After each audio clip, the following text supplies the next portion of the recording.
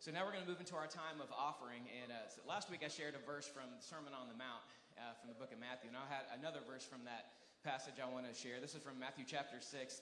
I believe it's verse 19 through 21. And this is Jesus teaching about money and possessions. And he says, "Don't store up treasures on earth where moths and rust can destroy and where thieves can break in and steal, but rather store up treasures in heaven where moths and rust can't destroy and where thieves can't break in and steal." Jesus says, "Wherever your treasure is, there the desires of your heart will also be." Now, we live in a very materialistic world today, wouldn't you agree? You know, the world tends to measure success by how much we can accumulate and how much we can achieve.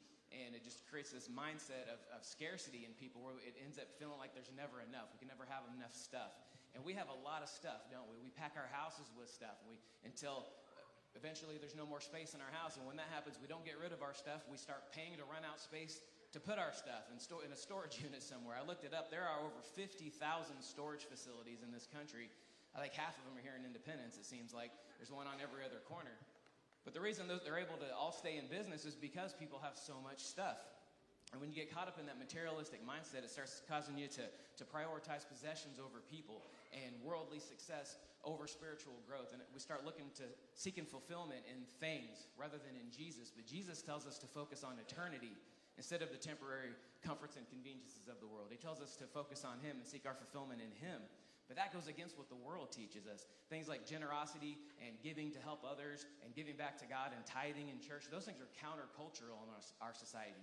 A lot of people can't even wrap their heads around that. But as believers, as Christ followers, when we can start to switch our focus away from accumulating stuff to using our resources to contribute to God's work in the world, when we start acknowledging that everything we have belongs to Him, then we can start to loosen our grip on our stuff. And that helps us to start shifting our focus and reprioritizing what's most important in the world. And we start to understand that the treasures in heaven are infinitely more important than any treasures here on earth.